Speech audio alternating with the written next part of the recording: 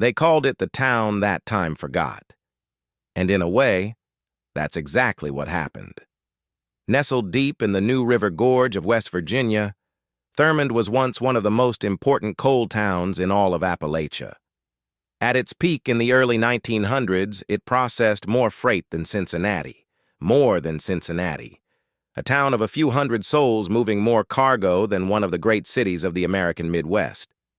That's the thing about Thurmond. It never looked like much from the outside. Pressed tight against the gorge wall, the Chesapeake and Ohio Railway running straight through its heart, the new river dark and cold just steps from its main street. It wasn't a pretty town. It was a working town, a town built on coal dust and ambition. The railroad was everything here. Thurmond existed because of it, breathed because of it. Every structure, every business, every family tied to the rhythm of locomotives and the weight of coal cars rolling south. At its height, the C&O line through Thurmond was one of the busiest rail corridors on the entire East Coast. Trains ran day and night. The whistle never stopped, and the money flowed. The Dunglin Hotel stood at the center of it all, a grand establishment that hosted poker games lasting days without pause. Coal operators and railroad men with deep pockets and deeper vices. The stories say that some games ran continuously for years, players rotating in and out, the pot never fully clearing. Whether legend or truth, it tells you something about the kind of town Thurmond was. A town that never slept. A town that didn't need to. By 1910, the population hovered around 500. That doesn't sound like much today.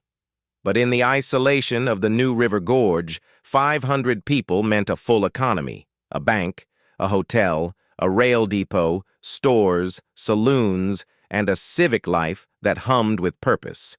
Thurmond had no road connecting it to the outside world. It didn't need one. The railroad was the road. The railroad was everything. But railroads change. And coal changes. And the world always moves on, whether you're ready or not. The first crack appeared in the 1920s. The national coal market began to soften. Competition from other fuel sources crept in at the edges. The great poker games at the Dunglin grew quieter. The hotel, once the social heart of the gorge, fell into decline. It burned in 1930, and nobody rebuilt it. Then came the Depression. What had been a slow decline became something faster and more final. Coal operations consolidated, rail traffic thinned, families who had built their lives around the rhythm of the C&O line began to leave. First one household, then another, then whole streets going quiet. The river didn't care. It kept moving south, cold and indifferent, the same as it always had. By the time World War II ended, Thurmond had shrunk to a shadow. The post-war economy brought highways and automobiles and a new kind of American freedom, the freedom to live somewhere else. Towns like Thurmond, locked in their gorges without roads or easy access, couldn't compete with that. Young people left and didn't come back. The old stayed until they couldn't. The depot hung on longer than most. The C&O, later Amtrak, continued to service the line. For decades, Thurmond's tiny station remained a legitimate stop on the Cardinal route, one of the last Amtrak lines through the Appalachian interior. In some years, the population of Thurmond registered in the single digits. 5 people, 3 people, a census count so small it felt like a mistake. If you're finding this story for the first time, subscribe so you never miss one. But there were still people here. That's the part that gets lost in the ghost town narrative. Thurmond was never fully empty. There were families who stayed, who chose the gorge over the highway, who kept the lights on in a town the rest of the world had already buried.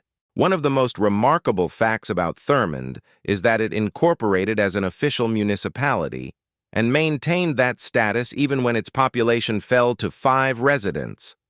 It had a mayor. It had elections. It had civic governance for a constituency you could fit in a single living room. There's something quietly defiant about that, something deeply human. Today, Thurmond is part of the new River Gorge National Park, the newest national park in the United States, designated in 2020. The old depot has been restored by the National Park Service and serves as a visitor center. Hikers and kayakers pass through where coal operators once counted their fortunes. The streets that once echoed with the sound of commerce are still and green, nature pressing in from every side. The rail line still runs. Amtrak's Cardinal still passes through, a ghost train stopping at a ghost station a handful of times each week. If you time it right, you can stand on that platform and watch a modern passenger train glide through a town that feels suspended in another century. Walk the main street today and you'll find structures still standing. The depot, a few commercial buildings, a handful of homes, all slowly returning to the gorge. Vines crawl up brick walls. Trees push through where sidewalks once ran. The new river reflects a skyline that grows quieter every year. The people who lived here, the railroad men, the coal operators, the hotel workers, the families who stayed through the lean decades, they built something real in this gorge. They built a town that punched far above its weight, that moved more freight than cities 10 times its size, that hosted legendary poker games and civic elections and ordinary human lives in one of the most isolated corners of Appalachia. They deserved to be remembered. Thurmond, West Virginia. Population, a handful. Legacy, immeasurable. The last train still comes. But nobody's waiting on the platform anymore. Yet life finds a way. Sometimes a new family takes root, drawn by a desire for solitude or history. Fires burn in wood stoves, kids chase fireflies just as they did a century ago. Isolated, perhaps, but not forgotten. This is Thurmond now, quietly persistent, peacefully defiant. She stands not as a relic of the past, but as a testament to resilience and memory. Just as the river flows, so does the spirit of those who choose to remain. And so, new generations discover the whispers of history etched in stone and river. Children cast skipping stones across the water, each ripple joining a chorus of echoing ages.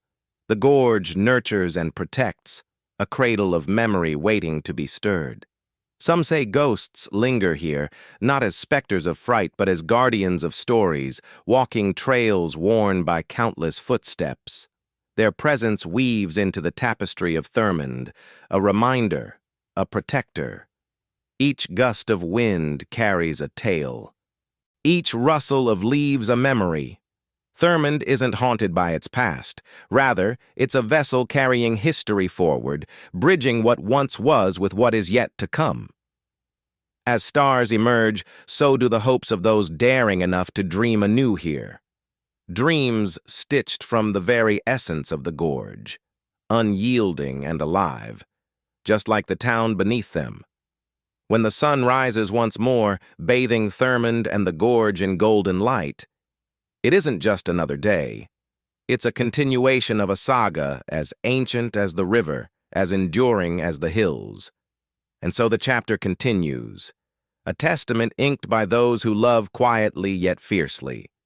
This is Thurmond, a living chronicle ascending with each new dawn. Like and subscribe if this video moved you, and drop the name of a forgotten town in the comments below.